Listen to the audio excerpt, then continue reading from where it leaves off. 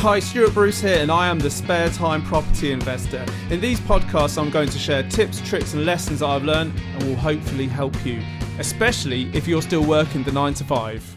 Hello and welcome to another episode of the Spare Time Property Investor podcast. Today I'm joined by Jake from Innova Property. We talk about serviced accommodation, HMOs, and their method of building their portfolio by flipping properties, which is amazing considering they both hold down day jobs and have a portfolio. So it's really inspirational to see what they can fit into their lives and how they are building this really good portfolio. And now they are a husband and wife team, but the reason that Lucy wasn't with him on this call is because she was hard at work on one of their projects, and Jake actually went straight from the interview off to join her. So it just shows you how hard they work on building this portfolio they have. And honestly, from the interview, you can really see how hard they have been working over the last few years.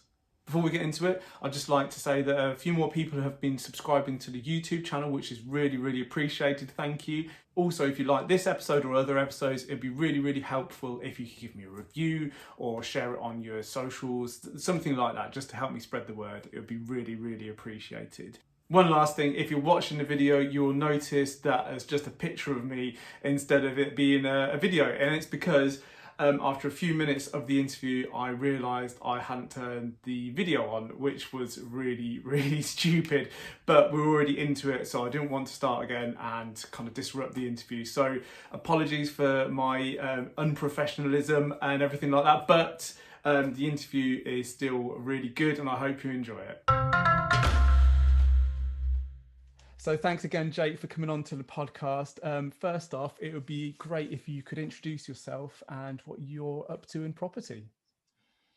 Yeah, perfect. Thanks for having us, Stuart, or having me, sorry.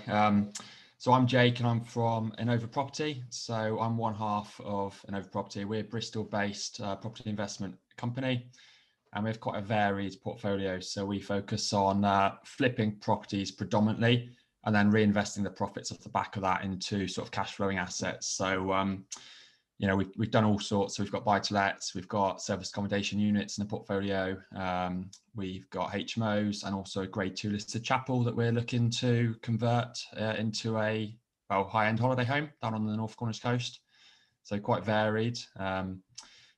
We also have a bit of a spread. So, over the years, as we've sort of moved around, we've bought properties in different places that we've lived. So we've got a few in Cardiff, a few in Pembrokeshire, and our main focus now is in Bristol, where we live and invest. Cool. That's amazing. And this is something I picked up on. Like we were saying before we come on, actually, we were both on a clubhouse meeting, and it was clear from that you have this very varied portfolio. And then, as you describe it there, there's the serviced accommodation, there's the flips, HMOs, and everything like that. So really, when people normally start looking into property, people say, just follow one strategy until you've got that mastered. So obviously you don't do that. And I'm sure there's, like, with the capital raising from flips, for instance, that absolutely makes sense. But how do you learn all those skills to be able to do all these different bits and pieces? Because they're very specialist in their own right. Yeah, so it was probably quite organic, really. So we actually probably went in with one of the more complex strategies, which was when we left university. Lucy inherited a property. It's quite a large property, and we were trying to decide what to do with it. We weren't living in the area. We were living sort of 2 hours away in Cardiff at the time, and we decided to split the property into two separate properties and then kit them both out as two Airbnbs. Okay. So we were doing that. So whilst working full time, living 2 hours away, driving back sort of evenings and weekends and doing the work, and then we rented that out on Airbnb. And so that was kind of our first introduction to property, really. So it wasn't that we necessarily, I guess it was a case of you don't know what you don't know. We didn't know that SA was more complicated than buy-to-let or anything else. We just thought, this property is on the coast. It's a great holiday destination. So this just felt right. It felt like the thing that we should do. So we just got stuck in and just did it, really. And that was, I can't remember exactly how many years ago. It was now maybe 5 5 years ago, I think, something like that. And at the time, we didn't know about all the different strategies. We didn't really know about all the different education that was available.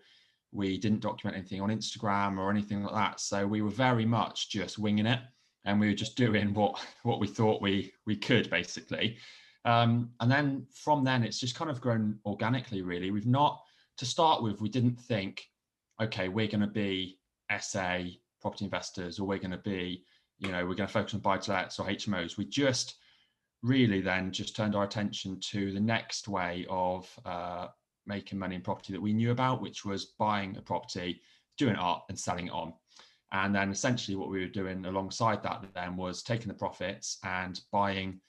At the time, it was kind of whatever we could. So our first flip, let's say we might have made 30 grand profit. So we thought, brilliant, 30 grand, we'll buy us a buy-to-let flat in Cardiff, for example. So we were then just taking the profits from the flip and buying a flat. And we did that a couple of times. And then as we've kind of done more projects, we've got better at them. We've generated bigger chunks of cash through the flips. That's naturally just led on to us buying bigger and bigger projects. So naturally, after we've done a couple of buy-to-lets, we just decided to set our sights on HMOs purely for the cash flow. And that was just funded again from the flip. So it's been quite an organic growth, really.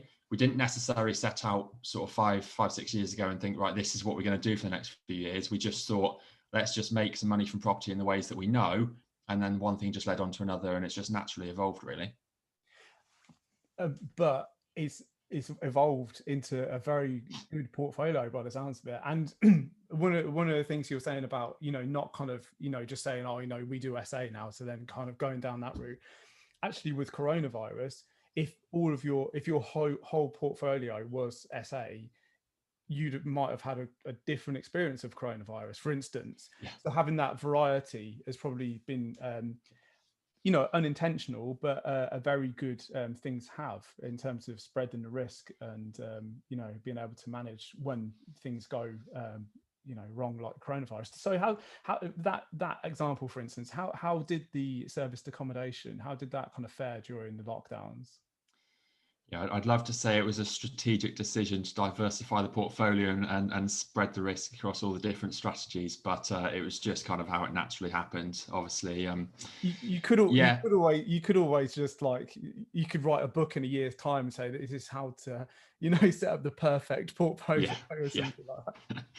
Maybe you can edit that. Okay, yeah. So it's all a strategic decision. So when we left university, this is what we knew it was all coming, but no. So yeah, you are absolutely spot on. When COVID hit in March, everything sort of, all the different properties that we had, they were all impacted very differently, and everything that we were doing was impacted differently. And having that mixture of properties and strategies really did help. So the SAs were just obliterated, just overnight.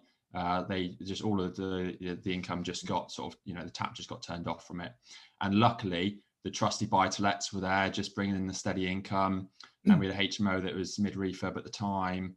But yeah, the SAs were a bit of a disaster, to be honest. And it did get us panicking because we were banking on some, it's turned over a decent chunk ever since we've had it up and running. And we almost got a bit complacent, just thinking, oh, great, we'll have this money coming in. It's quite seasonal. So the SA income comes in typically sort of from spring to late summer.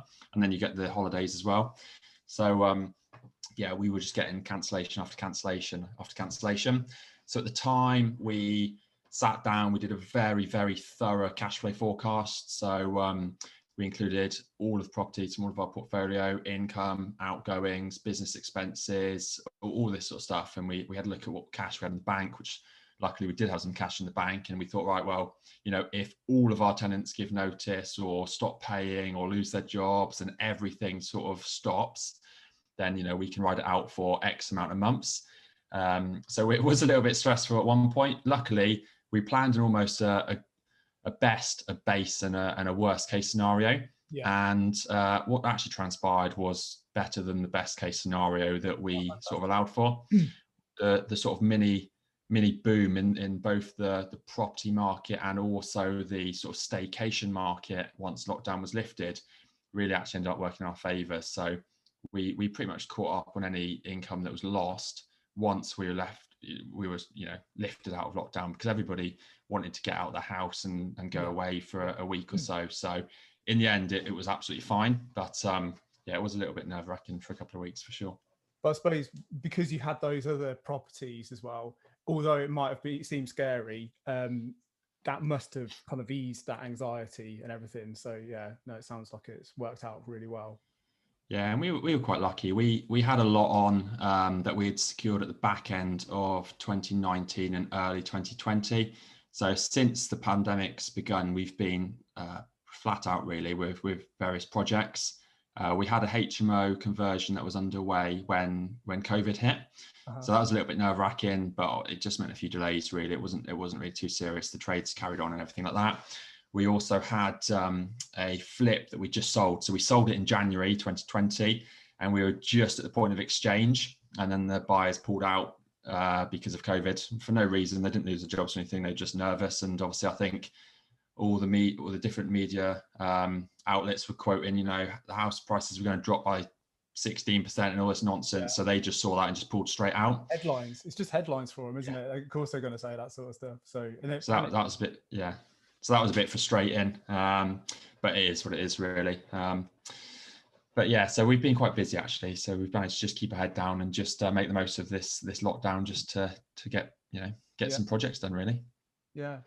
And the other thing as well, with all of this, you've got your day jobs, which I'm sure is tiring because you're having to do that alongside of building your portfolio and stuff like that. But again, you've still got your jobs, so having that consistent kind of income from your day jobs must have been quite helpful in terms of smoothing things out.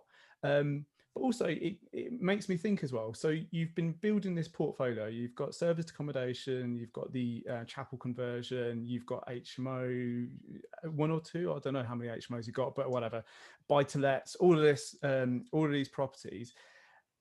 So you've built this up over time, as well as having your income and stuff like that. So it doesn't sound like you've actually been that flash with the money you've been getting in. You've been pretty level-headed in terms of reinvesting money into your portfolio. Absolutely. I think it's probably one of the not talked about benefits of rolling up your sleeves and building a portfolio alongside your day job, is because obviously it can be very like you say, flashy and appealing to just sort of sack the boss and hand in the notice and go full-time into property. But what we've sort of found is that we both quite enjoy our jobs anyway. They're both quite rewarding, quite satisfying, and we don't dislike our jobs. So it's not like we're trying to get out of the day jobs. So by living off our wages and our employment income, it means that every single penny the business makes, we can just reinvest back into the next project. So it just means you start to build that snowball effect. And it's something that we also discussed on the Clubhouse or group a couple of days ago. Was it's not that there are some hidden sort of downsides, I guess, to just jumping in too early to your own sort of property business, because having an employer, having an income, having a salary each month helps in a lot of ways. It helps you to get finance. You're seen obviously as a lot more favourable from a lender's point of view, whether that's to get buy-to-let mortgages or if it's your own home. If you go straight into running your own business full time, obviously you're not necessarily going to have your SA 302s and your tax returns to be able to prove enough income to get mortgages. So that can be a bit of a hindrance for you. So we've always thought, for as long as we can, we will run the two alongside, and we'll really kind of build a run up before we actually leave the day job, so that actually when we do finally transition out of work, we'll have the income that we've been declaring for several years, so we can prove that the portfolio is sustainable, we can still get lending and all that sort of stuff. And it won't be such a shock then when you lose your monthly salary from your day job. Hopefully then the business portfolio can more than sort of sustain that, and you can still be earning extra money to reinvest back into the business.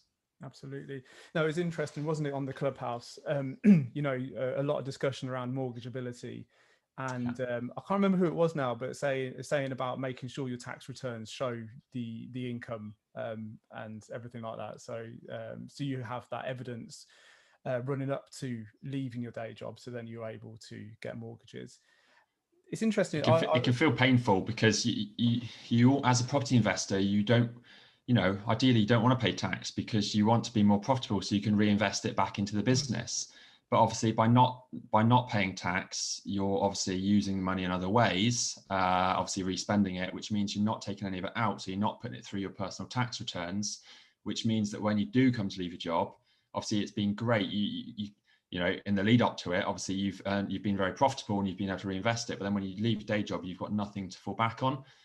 So you've got no proof of income. So you almost need to go through a bit of pain for the longer term game. And it's not very nice because you're in employment and you're paying tax on your wages, and then you're paying tax on your property income almost unnecessarily just so that you can get mortgages when you leave. So it's not the nicest feeling, but for the long term, it's the best thing to do. And I suppose it's having that forethought to think in 3 years' time or whatever, that is my kind of deadline. So then making sure all your tax returns, fit the bill when you're kind of working towards it. It's strange. I interviewed Andy Graham. I saw you went on his HMO mastermind, and he was saying when he left his employment, the lenders just ditched him.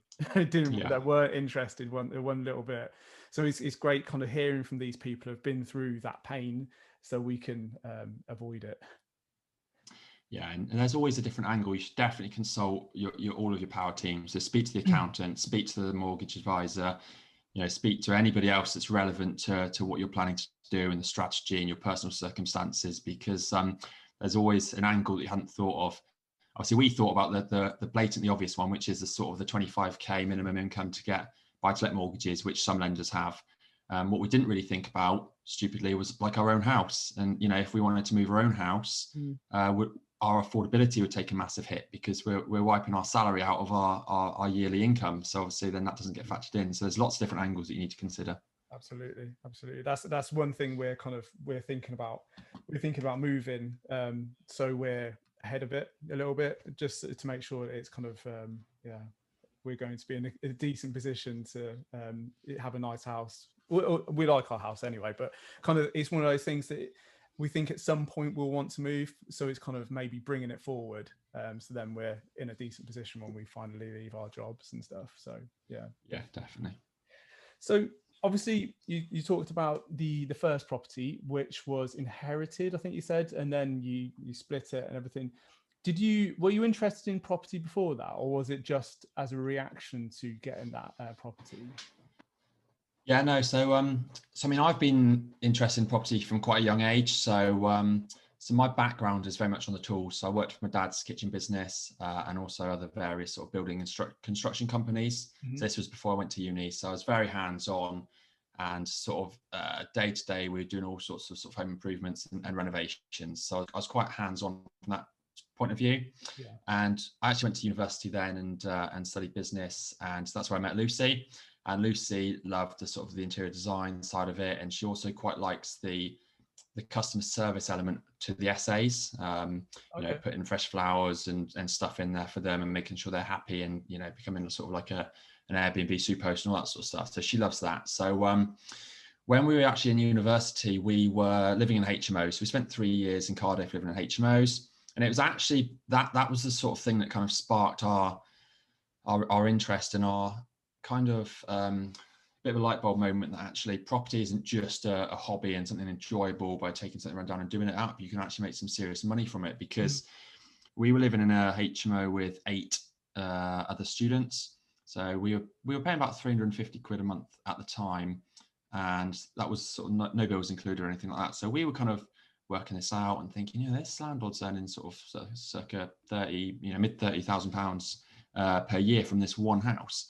And we met him one time, and really nice guy, but he was driving around in Aston Martin. He was telling us how he's got properties in Bristol and London and all over the place. And we just sat down and looked at it and thinking, this has got to be the way forward. This has got to be the thing that we should be focusing our attention on. At the time, we had no idea anything other than that, really. So we didn't know about all the different strategies. We didn't know about leverage or didn't have a clue about all the different regulations and stuff. We just thought property is a fun industry.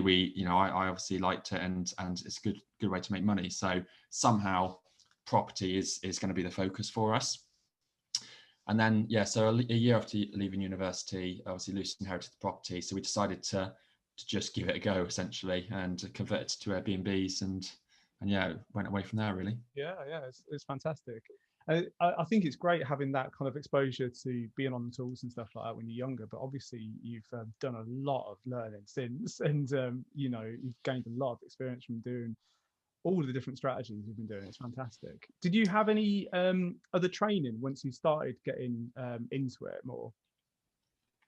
No, so we've never done any official training as such. To start with, we just did everything by ourselves. So I think we did 6 refurbs ourselves before we started working with a build team or a power team or anything like that. So we were very much just doing it the hard way, probably making all the mistakes and doing everything that I'd probably advise people not to do now.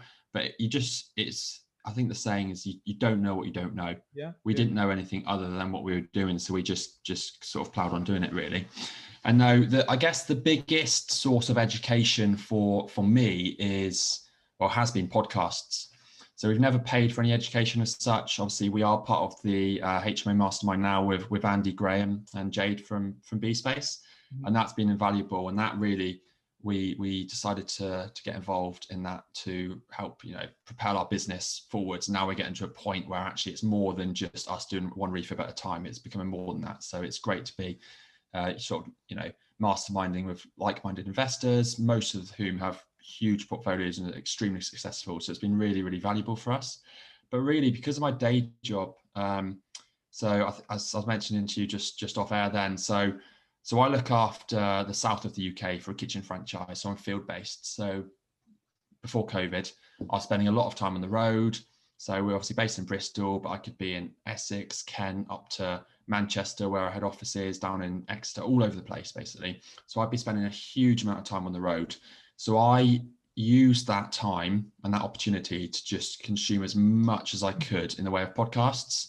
And all of the usual podcasts that you'd expect. Obviously, IPI's podcast, Andy Graham's new podcast is fantastic. TED Talks, all the property-related podcasts. I just listen to hours and hours and hours of them, and then just consume, the stories from other investors and just pick up sort of tips and tricks and stuff. And then I'd always come home with a new shiny penny idea that I'd come home to Lucy and say, "Oh, I've heard this strategy and this is what we should be doing." And dangerous. And then it's dangerous. It is. And then we start going, "Oh, we should invest in Manchester, and I heard Leeds is really good, and this person's done this, and this is the return on investment they're getting." And it took us a little while of almost being a bit overwhelmed with choices, because there's just so much to do, so many different areas.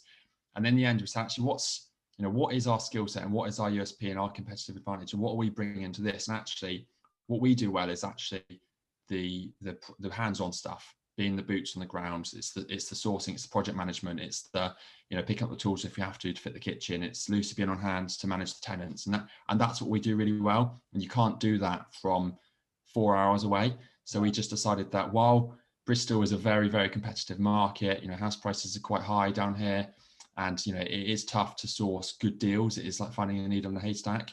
For us, we just decided, no, it's better just to double down our efforts in Bristol and just keep it local. So that's what we ended up doing. No, I think it's great. I think that overwhelm of all the different options is really real, and I've experienced it, especially when you start getting into all the different podcasts and reading books and stuff like that, because there is so many ways to do it. But looking at your skills like you've done and thinking, well, I've got to keep it local, I've got to kind of do what we're best at, and it kind of really focuses your mind. So, and obviously it's working for you. Yeah, no, definitely. I think it's always important to try and find what's your USP, what's your competitive advantage, what can you bring to this? It might be that you work in a high-paid corporate job and you can bring the money, but you don't have the skills. So therefore, you need to partner with somebody that can bring the skills. It might be that you work in the property industry as an estate agent, so you can find deals, but you might not necessarily have, the other skill sets. So I think you've always got to try and find what you can do well and leverage it. And I think it'll make your life a lot easier if you just focus on what you do best and then build up the power team around you, or partner with other people that can bring the rest of the skill sets. Because otherwise you just become a bit of a jack of all trades and a master of none, really. And you just spread yourself ultra thin and you don't really do anything particularly well. Yeah, absolutely. Cool. Okay, so you've obviously done a lot, but what's your favorite deal you've done so far? It's almost always the last deal that we've done. So every project we do always gets a bit bigger, a bit more exciting. We always learn. So we always either push the boat out a little bit more or do things that little bit better than we did the time before. So I think it's got to be the last HMO that we did, which was a large former doctor's surgery. So it's a big sort of semi-detached building set back from the street. It's got sort of off-street parking. It looks really, really grand. And we managed to pick it up in auction. And this was, we won it in the auction in November 2019, and then completed early 2020. And it was very complicated because we were using a combination of refinancing a different property to get the deposit, and then also using bridging finance to purchase it, and then private investor finance to actually develop it. So there were all sorts of plates that we were spinning. And we bought it at auction, which was the first time we bought at auction. So we had to basically put the 10% deposit down, knowing that we then had to make all these other things all line up together to purchase the property. Wow. And then it's quite a big refurb as well. So it was a bit stressful at the time, but we were quite confident in the deal, and the money was there. It's just we had to make sure it all came together and at the right time and stuff. So that was really good, and we were really, really happy with the result. It got valued higher than we thought it was going to when we were running our numbers. It rented for more than we thought it was going to. The feedback has been exceptional. No tenants have moved out since they moved in last year. And we did it all during lockdown 1, which was just amazing. So really, really happy. Obviously, that being said, our next HMO, which is just around the corner, will be even bigger. So we're looking forward to that one already. And also the chapel. I mean, the chapel's a very unique project in itself. So already I think that's going to be a firm favourite once we actually get planning on it and get started on that. So that's going to be really cool. That sounds good. What's the intention? What are you going to do with it? So it's the chapel is down on the North Cornish coast. So it's near sort of Rock and Padstow and Polzeath. I don't know if you know it very well, but it's a very, very popular holiday destination. So it's not we didn't wake up one day and think, oh, we're going to go buy a grade 2 listed chapel. It was just one of these opportunities that came about due to COVID that was almost just too good to miss. Yeah. And we had the cash and we could buy it in cash, and it was in the auction. So it was almost too good a price to pass up, really. So the plan is to convert that into a high-end Airbnb. It's an absolute prime position for it, sort of 10 minutes to the coast, down to all those sort of seaside destinations. So I think it'd be really, really popular. Nice. Yeah, it sounds like an amazing project. So is it will it be one unit, or will you split it up? No, so it'll be one. So it's in essence, it's just a big empty box at the minute, which it's great because it's grade 2 listed. You've got a lot of different angles and stakeholders to consider. So you've obviously got the planning department that will say one thing. You've got building control that will say another thing. You've got the Heritage England, or the conservation officer, who will say another thing, and you've got to try and almost balance the demands of all of them in order to come up with a scheme that will get approved. So we've honestly been around the houses with our architect, and we come up with one idea, and for whatever reason it either won't meet building control or won't meet the conservation officer's requirements. So we just honestly be going around in circles. But all being well, we've come up with a scheme now, and it should be submitted for planning this week. So Wednesday today. So he's got 2 days to get it in. So fingers crossed, we'll see what happens. Yeah, hopefully it all goes through with not too much resistance. It does sound amazing. That sounds like an absolutely great project to be involved with. Great. It's going to be good fun. It's definitely going to be good. Great, cool. So you're obviously juggling a lot of kind of conflicting priorities, and you've got various different strategies, and you've got your day jobs, which are both quite busy from what you were saying before we come on. So what tips would you have for people who are balancing the day job around property investment? And it sounds like you must have some good ways to kind of keep things going. Stuart, we've been doing this for quite a while now, and we probably should have kind of been a bit more strategic. You know, there are some great investors out there that will juggle their day jobs alongside their property investing, and they've always got a strategy for dealing with it. We don't have anything necessarily, but there's a few things that I thought of. One is you have to find pockets of time. And for us, you know, right now we're in lockdown, so you know, I'm not really out and about, so I'm working from home. So, you know, if you're expected to be working, let's say from 8 a.m. till, you know, 6 o'clock at night, what you really need to do is say, okay, so I'm going to spend an hour in the morning before I start work and an hour after I finish work. And that's 2 hours during a weekday that I'm going to spend on our business. And you have to be brutal with protecting those pockets of time. And, you know, any distractions that come up, you just almost have to be, you know, very ignorant to them and just head down and focus on what you need to do. And I think as part of that as well, you need to, I don't know if that's the right word, but like compartmentalize. So if you have a bad day at work, you need to just switch off from it, and you can't let it roll over into your side hustle, your business, because, you know, if something goes wrong at work in the day job, it can put you in a bad mood, and then all of a sudden you don't get done what you were supposed to do that evening because, you know, you're pulling over some negative emotions from the day job. And my job's can be quite challenging, quite stressful, and I learned early on that you almost just need to flick a switch and say, right, okay, that the day job's done for today. I'll come back to it tomorrow. For now, I just need to almost blank it out and focus on our business. So that's one thing I think has definitely helped us. The other thing is, I think small consistent steps over time definitely beat short-term motivation. So, you know, you could work, you know, 20 hours a day for a month and then you just burn out. Whereas if you can just work 1 or 2 hours per day, every single day for years and years and years on end, you're not going to burn out. And over time, that will yield a much better result than going hell for leather, you know, for the short term. And, you know, it's a marathon, not a sprint. So I think just little pockets of time, consistency, and then finally focus on the one thing. And there's a book called The One Thing, which is kind of where this comes from. But I think we also figured this out quite early on. And so Lucy and myself will have a bit of a catch up, usually on a Sunday evening or sometimes sort of, you know, midweek. And we'll just say, right, so what's important within our business now? What is the one thing that we need to do this week, this month, this year, today, whatever it is, you know, this hour, to move us towards our goal? And there's always one thing that's stand out more important than everything else. And it could be big or small, but you need to try and focus on what's that one thing, because otherwise you can get very busy on Instagram thinking, or, you know, doing something that may or may not bring you value. You know, typically getting that remortgage application in, you know, ringing that agent, doing that viewing, these are all really important things that without them, you just wouldn't move forwards. So just trying to focus on the most important thing, setting yourself pockets of time, and then continuously and consistently doing that one thing over and over and over again, and the results will follow. It's almost it can't not.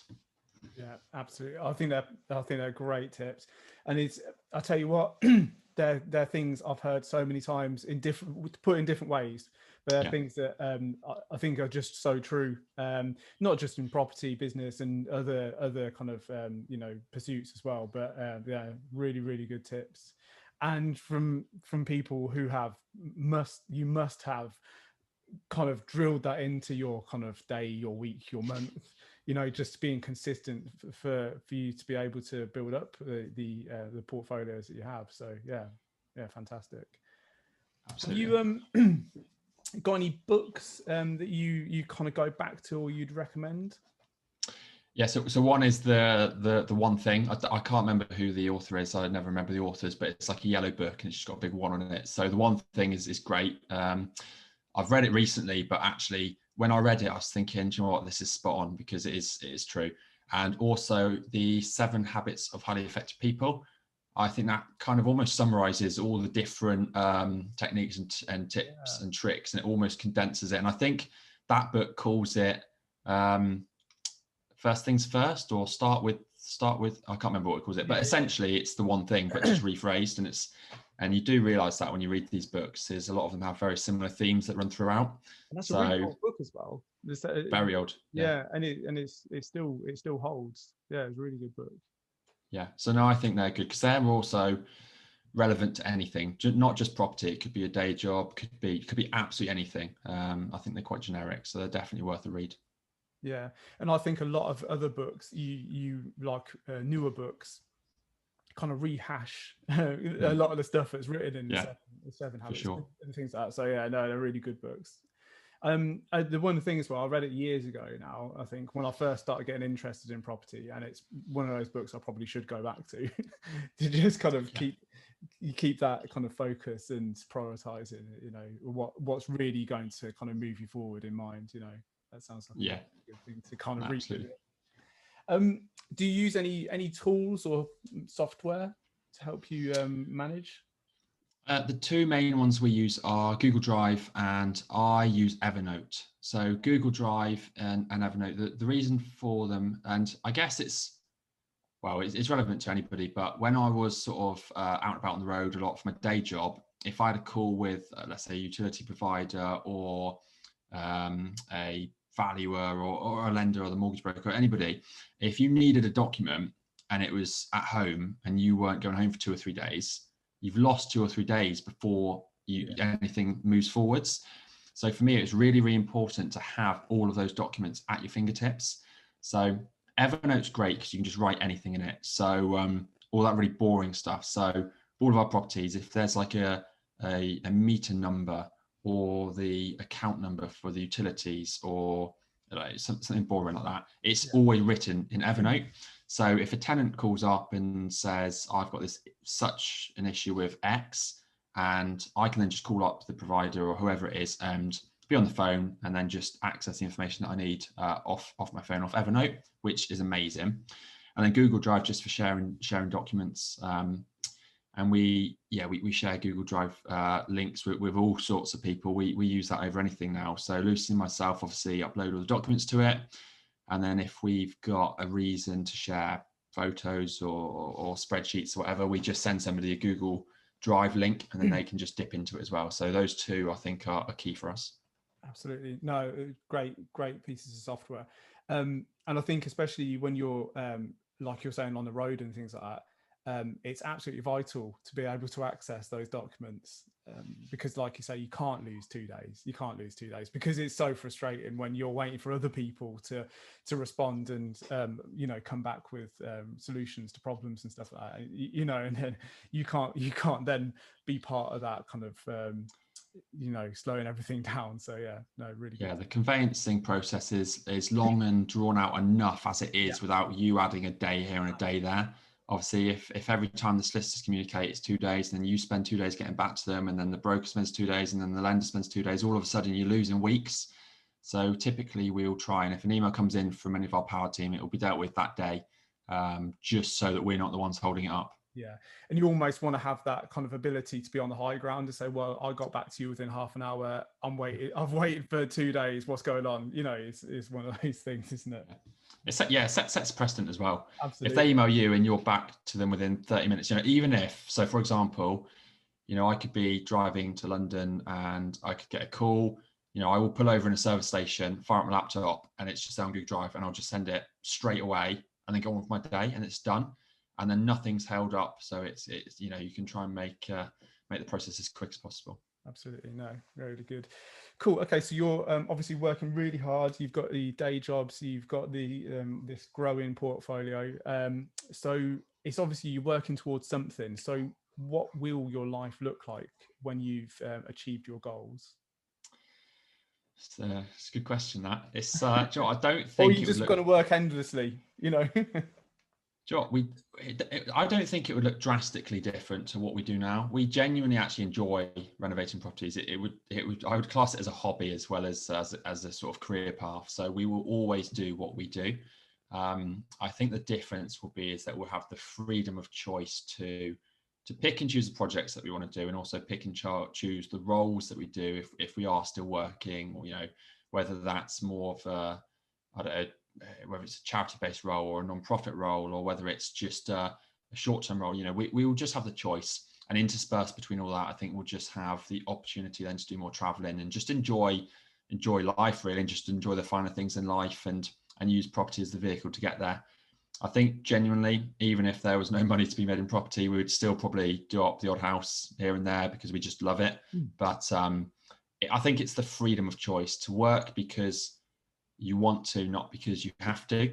And rather than being sort of a slave to the 9 to 5 and being just a cog in the wheel, you get to choose what you do. And I think that's always been the aim for us, is just have that choice and that flexibility. That sounds great, but it also sounds great you're doing something you really enjoy and you'd be doing anyway. So yeah, I think you're definitely doing the right thing by the sounds. Yeah, definitely. That's fantastic. Well, thank you so much for coming on. That's the kind of all my questions. And I will definitely be kind of keeping in touch and keeping an eye on you on Instagram, because I'm sure there'll be some really inspirational kind of projects coming over the next year or two. But for other people, where's the best place for them to come and find you and maybe reach out? Yeah, so I mean, Instagram's probably where we're most active. We also are on sort of LinkedIn and Facebook and things, but typically Instagram is where we post the majority of our projects. We're quite active, so we try and share everything: the highs, the lows, the good, the bad, the indifferent. So yeah, come and reach out there if you've got Instagram. If not, LinkedIn, it's Jake Colwell on LinkedIn, or Facebook and Instagram is Innova.property. Cool. I'll make sure the links are in the description, but for now, that's it. Thank you so much for coming on. Awesome. Cheers, Stuart. Really enjoyed it, and thanks for having me. So that's the interview with Jake. I hope you found it interesting and maybe a little bit inspirational in terms of what they've been able to achieve. But that's it from me for now. Best of luck, and I'll see you again next time. Thank you so much for listening to my podcast, and I really hope you enjoyed it. If you have, please leave me a 5-star review to help other people find it, and don't forget to hit that subscribe button.